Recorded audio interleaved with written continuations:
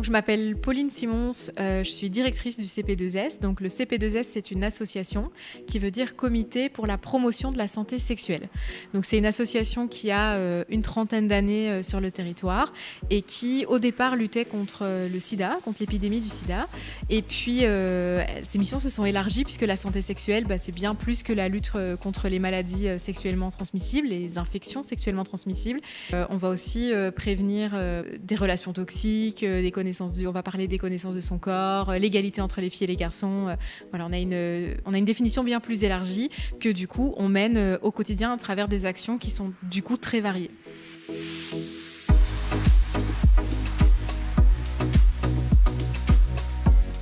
Alors, la santé sexuelle, ça concerne tout le monde, parce qu'on a toujours cette idée que c'est les jeunes, qu'il faut aller vers les jeunes, parce qu'effectivement, ils rentrent dans leur vie sexuelle, leur vie intime, et du coup, ils sont particulièrement exposés, notamment aux IST. Donc, on se dit, voilà, les jeunes, c'est notre cœur de cible. Alors, bien sûr, on va dans les écoles, dans les collèges, dans les lycées, et même dans les écoles maternelles et primaires, pour parler des notions d'intimité, de consentement, d'égalité, de nouveau, entre les filles et les garçons. C'est des notions qu'on peut travailler très, très jeune, mais on s'adresse aussi au tout public. Donc, on essaie d'aller dans le plus de manifestations possibles, dans des organismes comme celui de l'école de la réussite. Puis on va dans les médias parce que comme ça on peut toucher aussi la population adulte, la population des parents.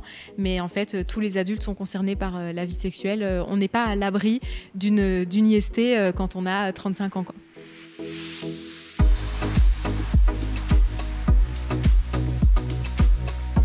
Un gros thème en ce moment, mais en fait... Voilà, ce serait tout le temps. La pornographie, les dangers d'Internet sont vraiment rentrés dans nos pratiques depuis quelques années parce qu'on se rend bien compte qu'il y a énormément de choses qui se passent en ligne, entre les jeunes en tout cas. C'est important qu'on en parle, donc le harcèlement en ligne. On va beaucoup parler de drague.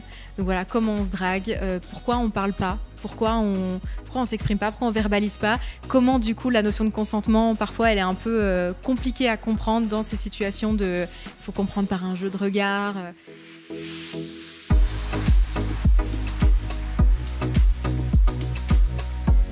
Alors c'est très important effectivement de ne pas parler aux enfants de choses qu'ils n'ont pas en tête. Mais on le voit très vite quand ils s'expriment, les enfants.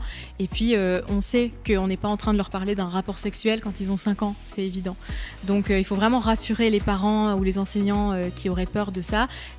Quand on parle d'éducation à la vie sexuelle et affective, dans les écoles, on est vraiment sur des notions, comme j'ai dit tout à l'heure, d'intimité, de consentement, de respect de son corps, de connaissance de son corps. Mais dès la maternelle, il va y avoir des choses qui vont se passer parce que les enfants sont curieux. Ils sont curieux de leur corps, des notions de plaisir et de bien-être qu'ils peuvent retirer en touchant certaines zones. Et donc, c'est le moment de parler d'intimité, de dire, voilà, ça c'est ton corps, personne ne peut le toucher sans que tu sois d'accord. Donc, nous, on a des outils spécifiques qu'on a développés. Donc, notre outil s'appelle Sans Tabou. On peut le retrouver sur notre site internet. Donc, c'est toutes des petites situations qui peuvent arriver. Alors, ça va de la violence sexiste, je me moque d'un petit garçon qui jouerait avec une poupée en disant que c'est une fille. Mais il y a aussi je soulève la jupe ou je baisse le pantalon de mon petit camarade. Pourquoi c'est pas correct ? En fait, c'est toutes des petites situations que n'importe quel parent ou professionnel en contact avec des enfants a déjà vécu. Et donc, c'est juste mettre des petites images sur ça et les enfants, ils vont vous raconter, vous parler. Le but, c'est de laisser s'exprimer les enfants.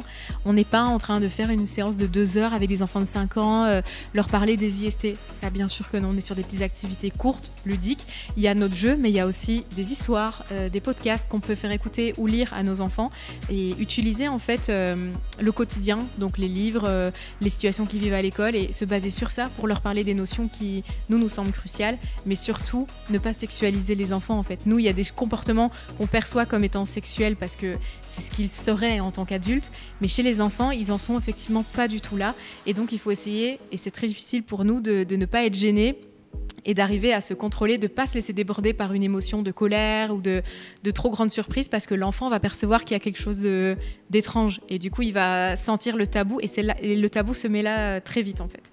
Donc voilà, c'est la clé quand on intervient auprès des plus jeunes.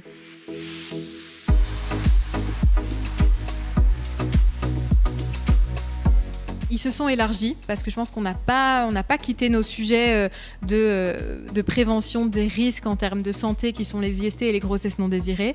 Ça reste quand même encore aujourd'hui essentiel de parler de contraception, de pilules d'urgence, de parler de lieux ressources avec les plus grands. On va chercher où une information de qualité et ça, le numérique l'a complètement bouleversé. Après, il y a des modes dans les pratiques quand il y a eu des groupes Facebook où c'était un peu la mode d'envoyer des filles qui étaient nues ou dénudées. Enfin, il y a des modes comme ça qui du coup, on est obligé d'en parler parce que ça fait partie du quotidien des ados qu'on rencontre. Et donc là, on s'adapte. Mais sinon, je dirais que le numérique a considérablement bouleversé nos pratiques en termes de pornographie, l'accessibilité du coup à la pornographie et le harcèlement qui passe par du harcèlement sexuel avec le sexting, le revenge porn. Enfin, voilà, on est débordé par ça. Donc, on a été obligé d'adapter nos pratiques parce que c'est des sujets qu'on avait déjà en tête. Aujourd'hui, on va parler de l'infertilité liée par exemple au chlamydia, le consentement. Ça, c'est vraiment quelque chose qui a pris énormément de place ces dernières années. On a créé une exposition pour les écoles primaires qui est sur les stéréotypes de genre. Voilà, ça, c'est des choses qu'on n'aurait pas fait il y a 20 ans, quoi.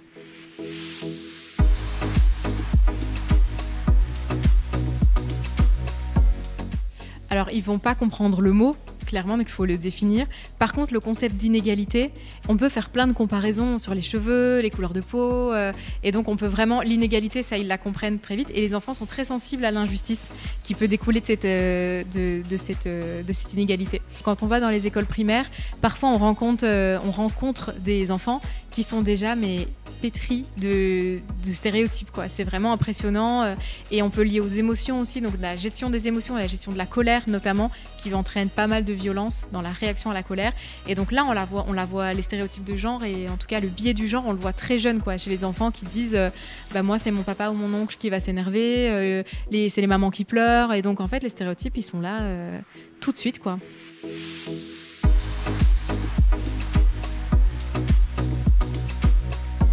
Le CP2S, c'est une association qui est aussi ouverte aux gens qui ont juste envie de discuter, de s'informer.